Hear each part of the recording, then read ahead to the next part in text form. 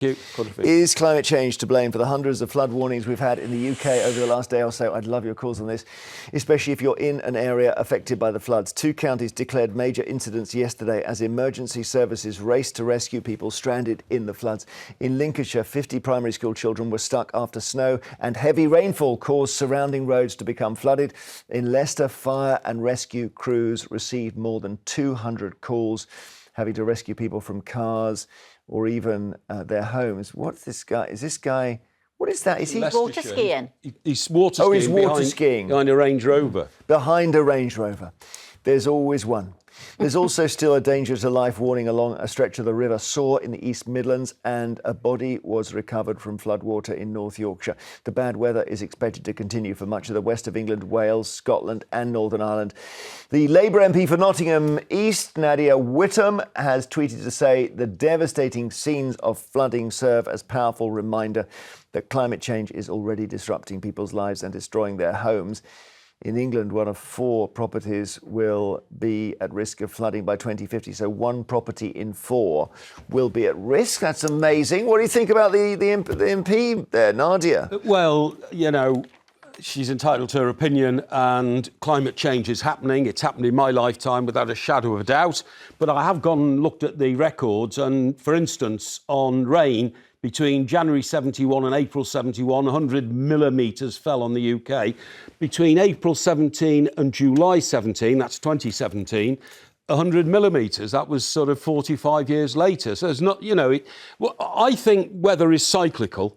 Of course, the climate has changed because of the way the world has developed, but we simply haven't done enough in this country to try and accommodate the vast amounts of water we get. You know, we're in Northern Europe. It rains all the time. I think the last dam we built in this country was Kielder Dam in Northumberland. We don't build dams, and we do other stupid things like allowing households to get rid of their grassy garden and put concrete there and park their car in front of their So window. you're telling us that climate change is happening, but this may just be weather. Is that right? What I'm saying is we should be able to manage the climate change, which I think contributes something, but not a great deal, to the way we handle rain. And also, can I just point out, without getting boring, in the 1950s, in 52 and 53, we had the worst flooding incidents in this that's country. a good point, isn't it? Hundreds of people were killed. Yeah, maybe this is just weather. What do you think of that, Carolyn? I mean, I'm not an environmentalist, but I think the evidence is quite strong to suggest that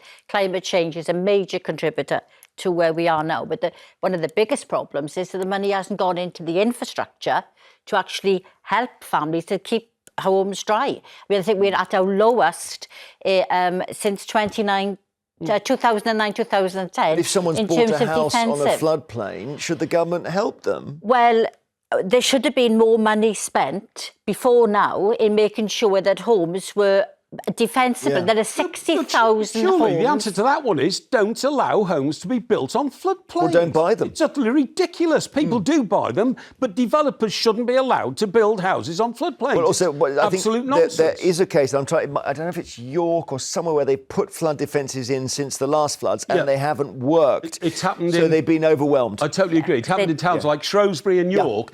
But another problem for me is when I was a kid, I remember water running down the street when it rained, and it went down what we called the drains, OK? In the street I live in now, in Stockbroker Belt, Surrey, the only thing in the drain is lots of leaves clogging it up, and the water doesn't go. That's a bit basic. The local authorities haven't had the money to actually go out and look after the drains. All right, let's talk to Yolanda Caulfield, who's the landlady of the White Lion Inn in Rutland in the East Midlands, which sounds lovely, Yolanda, but I know you're at the centre of one of the major incidents yesterday. Yes, we were, yes. How's the pub now?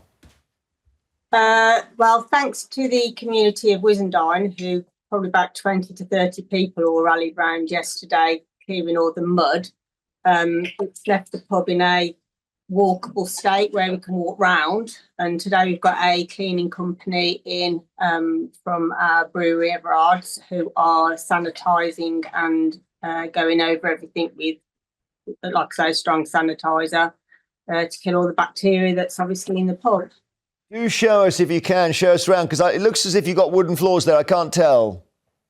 We've got wooden floors here, and then in the past, we've never flooded in our restaurant or function room. which is all carpeted. And with the floods the other day, we were just standing in water everywhere. So what you're seeing now is all underwater. It's all underwater. Yeah. So those carpets will have to go, and I guess it goes into the floor below, does it? All our own house, because we live on site. At the end is it's just thick. We lose belongings, we lose precious things every time that this happens. We cannot get any insurance for flood anymore. So whatever we lose is at a cost to us. This is the third time we've flooded. Sorry, we're in a new year now. So this is the first time for this year. Last year we flooded about 4 times. Gosh. This was obviously one of the worst floods that we encountered on Monday. Who do you blame? It's so upsetting seeing it. And I appreciate it's not just your livelihood, it's your home, it's everything. It is, yeah. Who do you blame, Yolanda, for this? I do. Obviously, climate change has got a part to play, but I think Rutland County Council, unfortunately, because we've always flooded, this area, part of the area has always flooded, but not like it floods now. So something has definitely changed. The amount of times we flood has definitely changed. But what's very frustrating is that Rutland County Council, it seems as if it's, well, you used to flood anyway, so what's the big deal? Clean up, reopen, and get on with it. That's the feeling that you get. Finally, Rutland County Council last year, after the October storm, realised that there was a problem in Rutland for flooding, and they put together a S19 group of people to deal with the flooding. To this day, nothing really has been done that we can see has made a difference to us. Okay. Well, I just wish you all the best. And yeah, I'm so sorry to see it, Yolanda. At least you've got the heavy mob in here trying to sort it out now. So, and you can hopefully reopen before too long. Well, it'll probably be about over a week before we can, because we can't have customers coming in and walking on wet carpet and the smell as well, because obviously it's all sewage water that's coming to the pub. So it'll be a good week, if not longer, before we can open after this one. We always try and reopen as soon as we can, but this was a particularly bad hit. But it's not good enough for people to say, oh, well, Wizendine's always flooded or Rutland's. It's definitely worse, and things need doing. We've got a brook that runs alongside our property, and that needs dredging. Again, Highways came to visit us last year, said we didn't have a problem with the land and the flooding, which was unbelievable. And then we got a letter from Environmental Health saying they needed to come and check our property was being sanitised and cleaned properly after the flood. So clearly, there is a problem.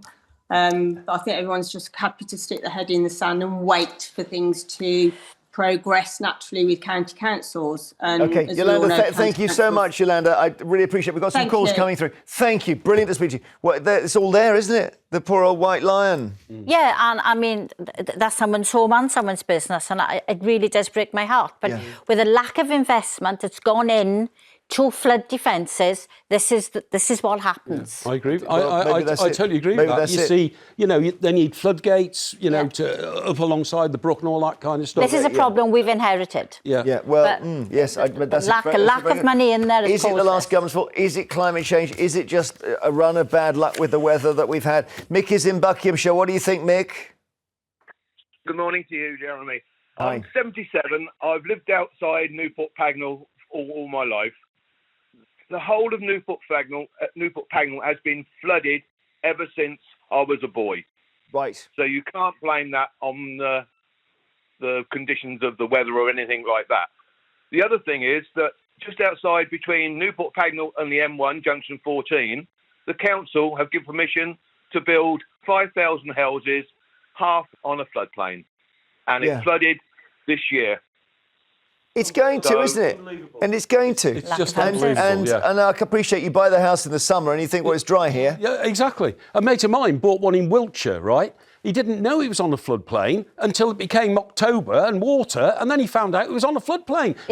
But even the document in the sale did not mention your house is on a floodplain. Yeah, by contrast, I live, I think, technically in a floodplain. I don't know if it's a floodplain. It seems to have some sort of flood potential, but that's because it's near the River Thames. Yep. Yeah. Anywhere near the River Thames, it's got that shading on the map. Yep. What it doesn't take into account is that between my house and the River Thames is this massive, socking great road called the A4. Yes. With all its underpasses, which will stop. You know, that will actually... But that's acting as a flood defence. Well, it is acting as a flood. You're absolutely right. So but maybe... But also, you've got the Thames barrier, which stops the Thames. But what I'm saying is if you look at the floodplain map, you can be shocked to find, even in Stockbroker Belt, Surrey, where you live, you might find you're on a floodplain. Oh, yeah, but I'm in a penthouse. Oh, you're in a penthouse? Yes. Yeah, of course. Right. Yeah. Mickey Buckinghamshire, thank you. Michael in London, hi. Hello. Hello. Are you anywhere near a flood zone where you are, Michael? Well, it's not. I'm not. I live in Chiswick, so I'm not too far away from the Thames. Yeah, listen. I'm not far away from you, so. No, I've seen you jogging down there. Well, I don't jog. Yeah, I ride my bicycle a bit. Yeah. Well, it's a nice. Well, I see you jogging. You have to get some weight into the area. Yeah. Well, listen. While I'm talking to a near neighbour, you'll appreciate that sometimes you walk by the river in Chiswick, and that street is completely flooded. And that happens maybe 10 times a year, doesn't it? Well, I never see. Well, there's a part there, all right, when you walk down. When the tide comes in, it covers the whole lot over. That's up to your knees. There's a part of it. You probably know that part. Yeah, absolutely. The mall or whatever. Yeah. But what do we do, Michael? Is this the weather? Is it the last government? Is it climate change? What is it? It's got nothing. I don't think it's got nothing to do with that. It's the people, as said they have gardens in the front gardens, right in the house, because I seen it myself, and they pave it over, and they concrete it over just to park the car. Yeah. Well, that's a big thing. I don't know whether you can get in the way of people doing that. On the list. Well, on the list of policies. To-do list. Yeah, but we've known this for years. People, if the water runs off the mountains and then onto driveways and there's no gardens, it's going to go gather and gather. But every social problem creates another one. Yes, you're right. Too many cars on the road, too many people needed housing, and all the knock-on effect of that is. Yeah, Michael, thank you. Very good point. George is in Glasgow. How are you, George, in Glasgow today? Oh, fine, thanks. Excellent. What do you think about this?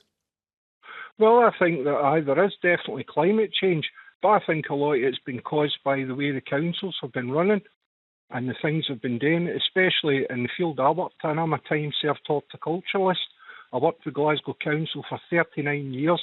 Wow. And I've seen it through the years being run into the ground. All the jobs we used to do, it's not a matter of the infrastructure being in place. It's been destroyed because of lack of maintenance, because my department used to be one of the greenest departments there was. We made our own compost, we grew our own plants, didn't buy anything in, and gradually, bit by bit, it was, don't do that anymore. No, that's too dear. We're going to buy it in. Does that not increase the carbon footprint buying all this stuff in? No, it's got to a stage in the council. It's very interesting. So your career was in flower beds and flowers and the green spaces in Glasgow, correct? Sorry? Your career was involved in the green spaces in Glasgow. Yes, I worked in several parks in Glasgow. That's a great thing. We've lost our park keepers, Mike. Yeah, well, we have. Maybe But also, George will know that if you take 3 fields, which used to soak up rain when it rained on the grass, and you build houses on them, and you don't make proper drainage facilities, you're going to expose those houses to the prospect of flooding. It's outrageous that it's not, more regulated. George, thank you so much, and all the best with your post-horticultural career.